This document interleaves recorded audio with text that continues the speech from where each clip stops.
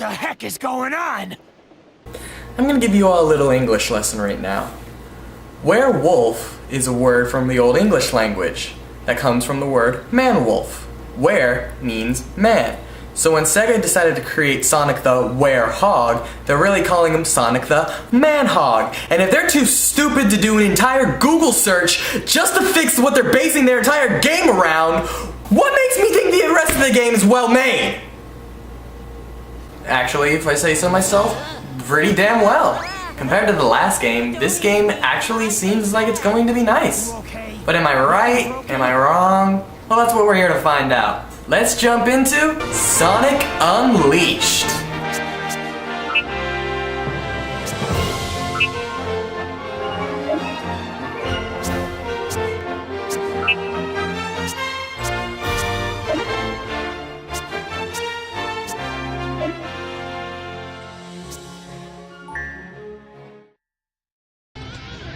Star Fox is flying around Dinosaur Planet when they get a call from General Pepper that the planet has been split into pieces. And it's up to Fox McCloud to get the Krazoa spirits and Spellstones in order to... Wait. Whoops. Wrong game. What I meant to say was... Midna turns Link into a What the fuck? Okay. I'll try again. Eggman is at it again, and then Sonic instantaneously stops him by already having all 7 Chaos Emeralds and going super and destroying the entire armada that Eggman built in between games.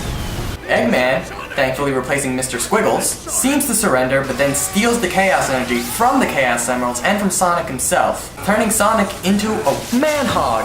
Eggman then uses the Chaos power in order to... blow his load on the planet, in order to crack it open and unleash the mystical power of Dark Gaia.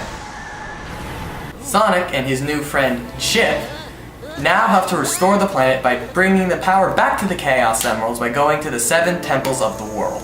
The story is not very original in the sense that it's just ripping off Star Fox Adventures and Twilight Princess. I, however, think that it is told really well, and there are very nice moments.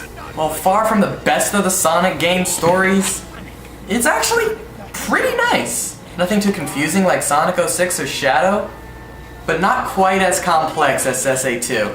It just kind of finds that nice little middle ground. There isn't much story other than restore power to the Chaos Emeralds and beat Eggman. And honestly, should a Sonic story be any different? While they don't work with much, what they do have, they work well with. And hey, at least he's not falling in love with Chip.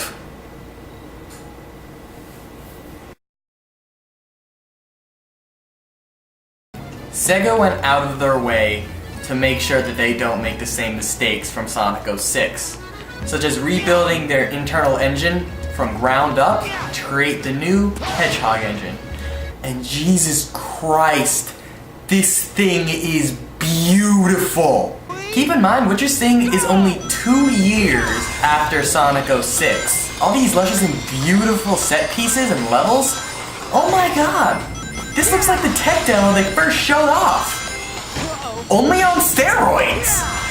This engine makes every single little part of this game look fantastic. And that's not all. Along with this beautiful engine, every single level is rendered beautifully and is laid out perfectly. Every single level looks luscious and beautiful and exotic. Which means, no more shiny fur! Every single area you visit will be based off of a different place. So it was also funny seeing the hidden racism Sega has in here. Such as Missouri. Sounds like misery. And it's based off Africa. It's just kind of funny seeing Sega stereotype the fuck out of the entire Earth. I hear some people got offended by this, but honestly, yeah. So yeah, this game is absolutely beautiful. The music for this game?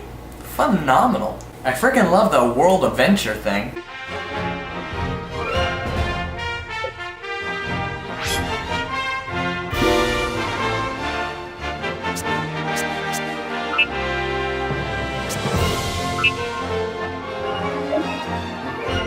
Even though it is played every 10 seconds by the game. And all their level tunes fit really well. The day tunes not only sound fast, but happy and upbeat. Go!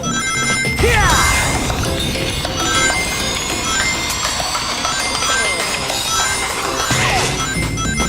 While the night tunes sound nice and action-packed.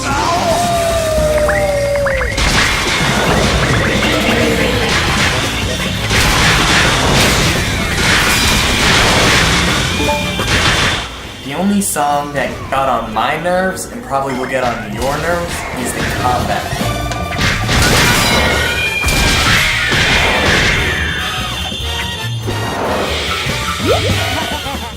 This song, admittedly, when you first hear it, it's a nice song. But now, imagine it playing every single time you get into a fight, every single encounter. Even if you just did one claw swipe on an enemy, or did a stealth takedown, this song will play. I honestly got sick of it before I even got to the second temple. But the main theme of this game sounds fan-freaking-tastic. I'm not a big Bowling for Soup fan, but Jared Reddick does a fantastic job with the vocals of Endless Possibilities. And oh my god, it's intense. And so I'll carry on. My time to shine has come, I feel it. In the final boss, they did what they did with his world and gave it a whole instrumental, which I like even better than the original song. And I think Orchestrate's way better than his world was. Sonic.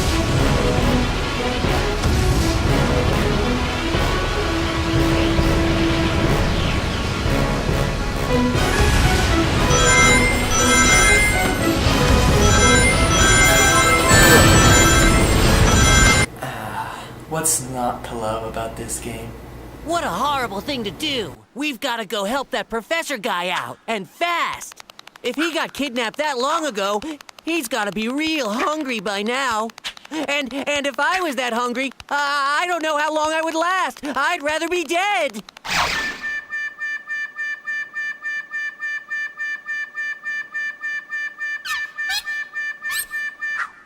Honestly, I also like him. I know his voice is annoying as shit, and sometimes in the cutscenes he can be annoying as shit. But I think that's just the humor of the game, and I think he works really well with it. Yeah.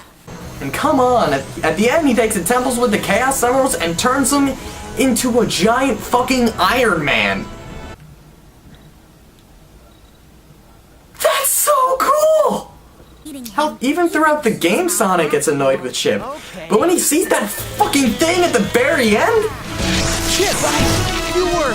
Wow. Even he's blown away! Also, do you remember back in my Shadow the Hedgehog review when I said it was the 4Kids voice cast and you either love it or hate it? A lot of you thought I hated it. No, I don't mind the 4Kids voice cast. Admittedly, I know they've done some awful work, but for every bad, they have a good. For example, Shadow the Hedgehog, good. Sonic Riders, awful. Secret Rings, good. Oh, 06, fuck! I honestly think that this is Jason Griffith's best work as Sonic. Yo, Eggman! Thanks for that little skydiving adventure the other day.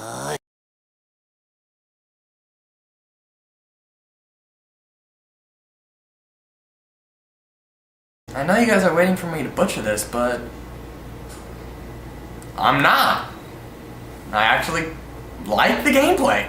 For some weird reason, a lot of people have a problem with this gameplay. I don't. There are two sets of gameplay for this game. Day and night. So original. During the day, you play as Sonic the Hedgehog, speeding through and destroying half the property of the entire planet. And honestly, this is the way Sonic should be. Fast, intense, not caring about a damn thing in the world, just destroying all Eggman's robots, getting to the end with the best time. Hell, this Sonic boost thing? Phenomenal! It's a great idea! I love whoever did this! Admittedly, toward the end of the game, there is a huge difficulty spike. It's probably because I upgraded Sonic's speed too much, but he can be way too difficult to control sometimes, especially when you need to do quick timing. The only time I really had a problem with this was with Adabat. But other than that, all the other levels were fun, intense, and great. Admittedly, here and there you'll get some cheap deaths, but still fun. And to the other side of the coin, there's the night levels.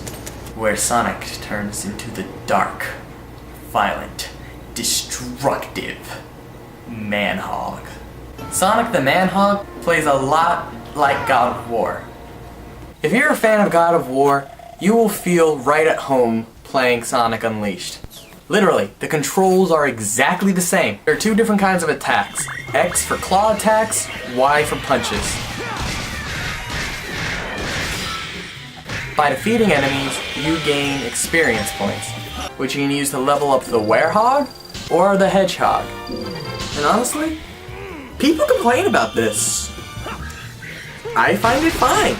Some of the reaction time for the quick time events is way too fast, and they penalize you way too much for it. But other times it's slow enough for you to do it. Out of the entire game, I think I have one huge complaint that nearly breaks the game for me. There are two types of medals in this game. The sun medals and the moon medals. There are 200 of each. You'll find most of the sun medals at night by playing as the Werehog, and you'll find most of the moon medals by playing as Sonic in the day stage. It sounds great on paper, it's a nice little collectible to keep people playing. But here's the big thing. They close off the game unless you collect them. This isn't a problem so much for the Werehog, considering how half of his levels are literally just exploring every possible route you can take. But it gets super annoying when you have to go through the day stages. The day stages were meant to be zipped by without a second thought, destroying everything in your path and not looking back. And that's why it's so fun. Why ruin it by making us want to backtrack just because we missed a single medal? Sometimes it's not that bad. Say you get on a gate and it says you only have to collect 1 or 2 medals. That's okay, you buy a couple of souvenirs and you get some from Professor Pickle. I had to collect 18 medals in order to unlock the last day stage for Sonic. It was super annoying. But yeah, that's my biggest complaint of the game. It would have been a pretty amazing game if they just took that part out. Just like Sonic 06, in towns you can do certain side missions in order to make people happy. But this whole part of the game is boring as shit. Nobody has really anything interesting to say, and unlike Sonic 06, you can't tell if somebody's gonna give you a mission or not. Did I just compliment a game design choice in Sonic 06? Fuck. When they said that there were going to be 2 different types of gameplay, I was expecting something like Sonic to be racing through a stage, and then while you're in the middle of the stage, the sun goes down, turns you into the Werehog, and makes you finish the level like that. Similar to how Eggman Land was, but not with hourglasses. Even though they could have done a lot more with it, I think that the gameplay we got is pretty damn solid. People hate this game? Admittedly, it's no Sonic Adventure 2, but it's still great! Yes, there will be plenty of cheap deaths to Sonic. Yes, backtracking a Werehog level just to find a single medal that you missed before can get annoying and tedious. Yes, the story is uninspired and unoriginal, and where am I going with this again? But the game has very cute moments that I really enjoy about it. Even if the story isn't original, it's still heartwarming and full of friendship. God, that sounded like Yu-Gi-Oh! Could the Man-Hog have easily been replaced with Knuckles? Yes, but still, it works! The music and gameplay are overall fantastic. I don't understand why people have such a problem with this game, especially when other games like these exist. If you're a Sonic fan, I recommend going out in a heartbeat and buying this game. You can probably find it for about 20 bucks now, and it's everything you love about the Hedgehog. Even if you're not a Sonic fan, you can still buy it cheap if you're looking for a game to get you out of this summer drought.